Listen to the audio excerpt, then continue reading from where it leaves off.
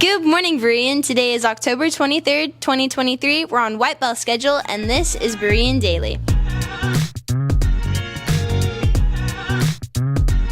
Here is a quick sports update. Last week, tennis won 5 games and lost 2, making us number 1 in NCS. Good job, Eagles. Hey, Eagles, on a little more serious note, this Wednesday, October 25th, we will be meeting on the grassy field in between K2 and C3 to pray over Israel and Palestine. We would highly encourage everybody to come to this event, but even if you can't, please keep Palestine and Israel in your prayers. Seniors, if you're applying to a college early action or early decision, the deadline is coming up next week. Come to the college application open labs tomorrow to work on your applications or get help from Mrs. Tegler. There will be an open lab Tuesday morning before school and one at lunch in C2. Seniors, would you like help reviewing your college applications? Set up a 10-minute appointment with Mrs. Tegler to proof your application before you submit it. Winter sports tryouts begin October 30th after school. Please make sure you are registered on CIF Home and that you have an up-to-date physical uploaded on CIF NCS Home or turned into Coach Wells. In order to try out, you have to be cleared by Coach Wells. Softball will begin off-season strength and conditioning Tuesdays and Thursdays after school starting November 7th. Meet in the back parking lot. As we head into our winter sports season, we want to provide unique t-shirts and sweatshirts for your sport. If you wish to purchase merchandise, complete the Google form and we will bill your account. Your order should be here within the next 2 weeks. The Google order form must be filled out before Friday, October 27th. No late orders will be accepted.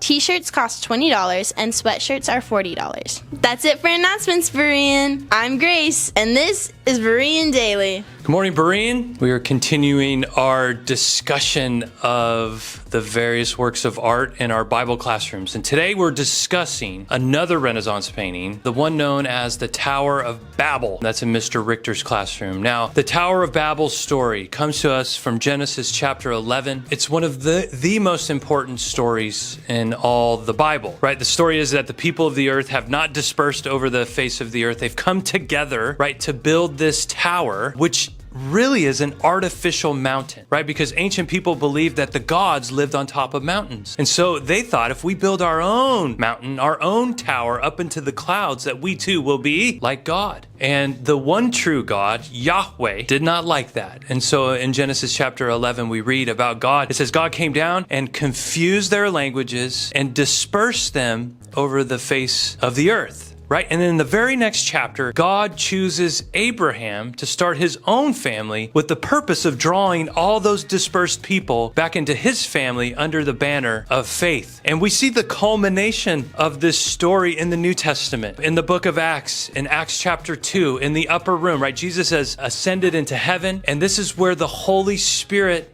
arrives on the disciples there in Jerusalem. And we read in verse 5 of chapter 2, Now there were dwelling in Jerusalem Jews, devout men from every nation under heaven. And at this sound, the multitude came together and they were bewildered because each one was hearing them speak in his own language. Right? Did you see what happened there? It was a reversal of what happened in Genesis 11, that God brought the people of the earth together, united under the banner of faith in one common language. It's kind of a picture of heaven. And so the difference here is now these people are filled with the Spirit. They have faith and the knowledge of the gospel. And guess where they leave right after this in Acts chapter 2? They go home. But what do they take with them? They take the gospel of Jesus Christ, and being filled with the Spirit, right, they too become ministers of the gospel of Jesus Christ to where they live, right? And that same story continues for us today, that we too are equipped as people of faith. We are embodied by the Holy Spirit of God and have the message of the gospel to tell others who don't know him about him